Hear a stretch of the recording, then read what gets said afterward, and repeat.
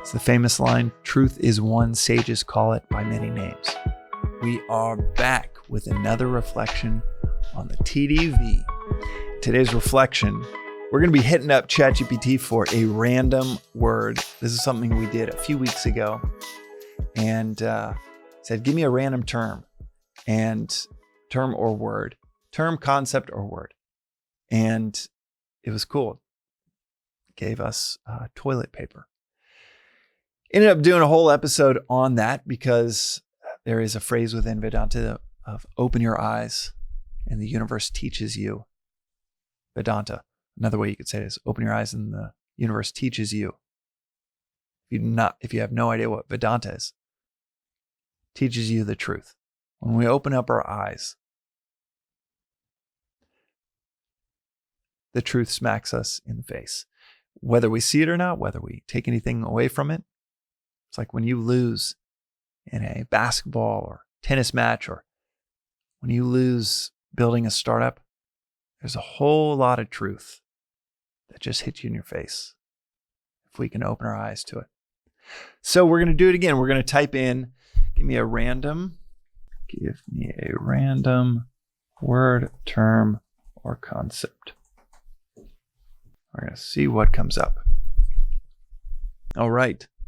Serendipity. Oh, that one's almost too easy. I could do another one, but let's go with the one that was served up. Serendipity. The reason I say it's almost too easy with a podcast on philosophy and observing, aware of the world around us and what's really going on, serendipity is right down the fairway. First thing that comes to mind is the serendipity of me discovering this philosophy. After listening to different lecturers and philosophers and reading Eastern philosophy for decades, our dad, he raised us. We were raised Catholic, growing up in a household that had books on Buddhism all over the house. He would listen to Ram Dass and Alan Watts in the car when I was like 8, 9, 10 and hated it. Taught us to meditate when we were 8. Taught us, quote unquote, to meditate when we were 8. Even in my 20s with a daily practice. Now I look back and realize I had no idea what I was doing. But it qualified as quote unquote meditation. The word serendipity is interesting because it was after years of listening to thousands of hours of Alan Watts. Loved his lectures. Him, Ram Dass, they're two of the greatest of all time. And even Ram Dass has said Alan Watts is the most erudite, articulate human that he ever knew. So, most well-read, most articulate, beautiful, melodic English accent. It's very, very easy to listen to Alan Watts. He's amazing. And after thousands of hours of listening to him, I saw, but he would never talk about what his philosophy was.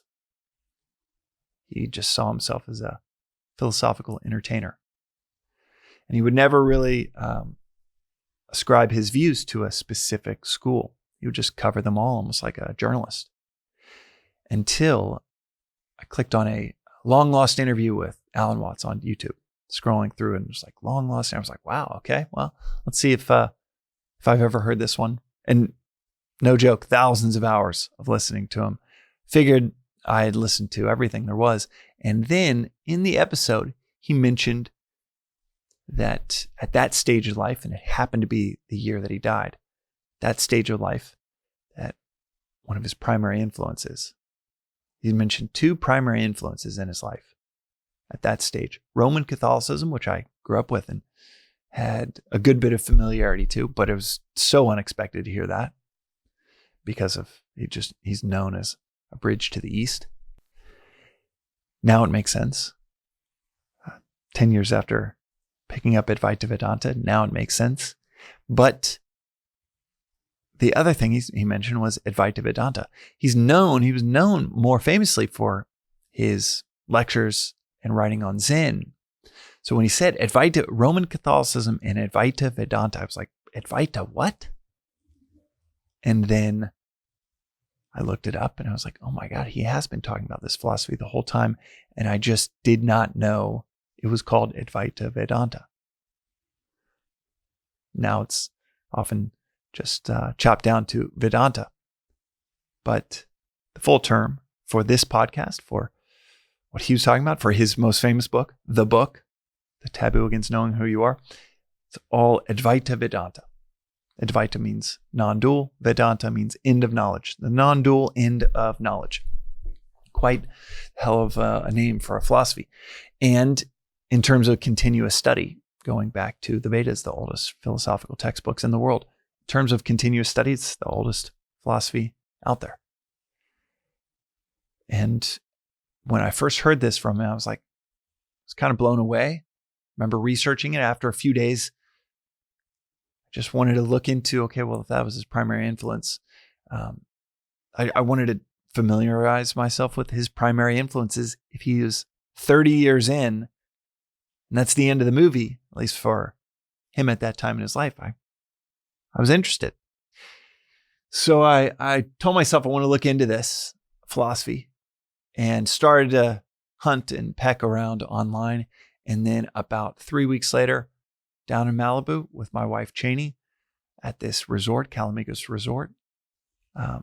We'd come down. She had been there because of a surf trip, and she raved about it. And she was like, we should go at some point. We just sold our company, and yeah, the craziest thing. Came down to Calamigos Ranch after ruminating on this philosophy of Vedanta, open up the side table to in our room to put my wallet, my phone in the side table, which is so symbolic now that I think about it. Open up the side table to put those in there and see a book called Vedanta Treatise, which is right behind me now. And I'm like, whoa. I've never heard of this term before, and there's a book in the side table. Instead of the Bible, there's Vedanta Treatise. And I thought this was kind of like a SoCal thing. It was like, is this just at all the resorts in Southern California? Turns out that's not the case. It's not in any. But it happened to be there. This cool hip resort. And there was a class called, on their little itinerary. I've told this story before, so apologies if you've heard it on this, on the Daily Vedantic before. But I saw on the itinerary by the front desk later that day that there was yoga at 9 a.m. and yoga for your intellect at 10 a.m. And I was like, well, that's right up my alley. I want to go see that yoga for your intellect. Long story short, and about a decade later, now we have the Daily Vedantic. And daily study reflection on this philosophy gets deeper and deeper with each morning. We have Yoga for Your Intellect, the podcast, which we do every 2 weeks with my teacher that I met at Calamigos Ranch, Joseph, a fellow Texan. There's so many crazy overlaps there. His cousin was my wife's college roommate, and grandparents, my wife Cheney, her grandparents and his grandparents are friends. We're friends from Midland. Just so many crazy overlaps that made no sense in Malibu, California, but made all of the serendipitous sense in the world for what I was looking for, what was looking for me. As Rumi famously says, what you are searching for is searching. What you are seeking is seeking you. What we are searching for is searching for us. Serendipity, philosophically, that's the serendipity of what comes to mind. But when I see that word, but philosophically, now knowing this philosophy, or knowing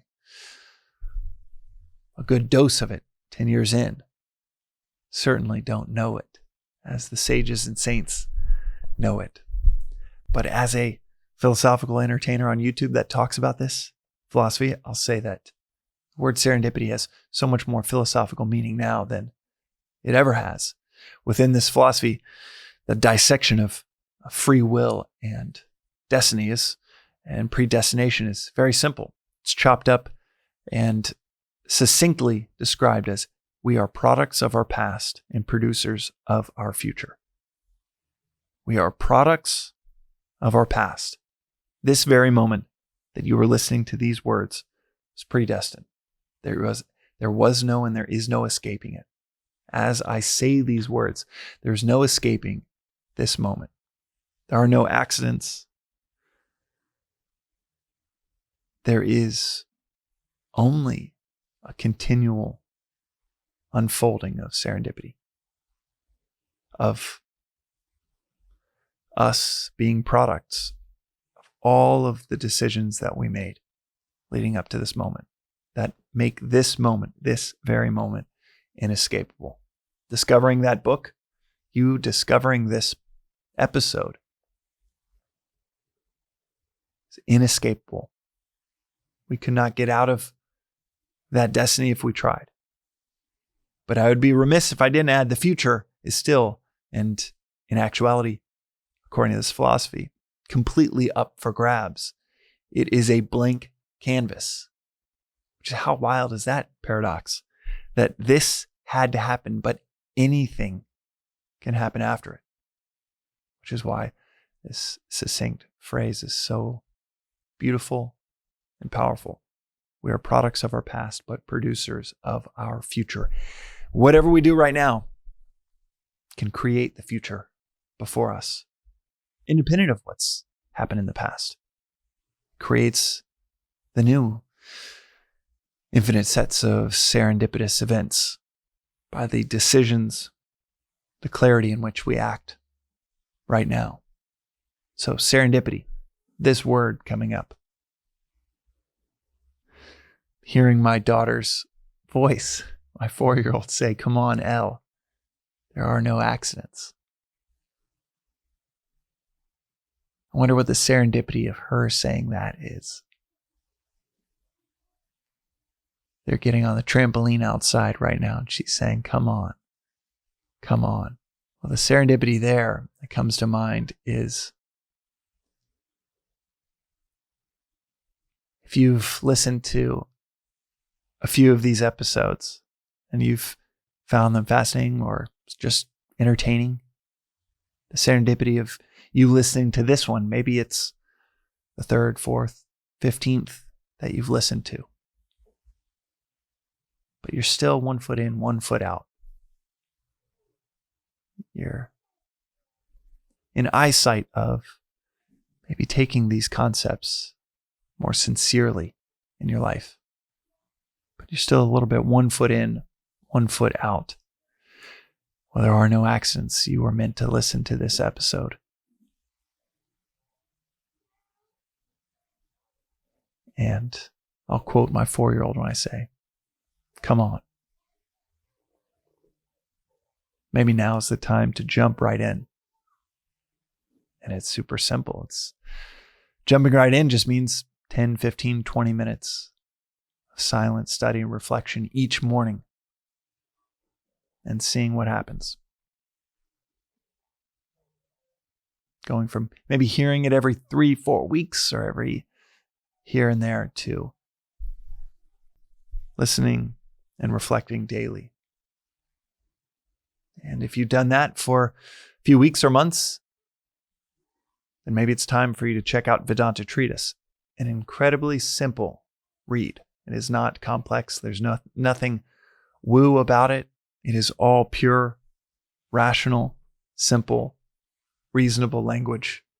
It is all rational, analytical, reason-based writing on the deepest truths that humanity has ever touched on, going back thousands and thousands of years and rearing its head in nearly every major tradition around the world. That's why the Rig Veda, one of the Vedas, has the famous line, "Truth is one, sages call it by many names."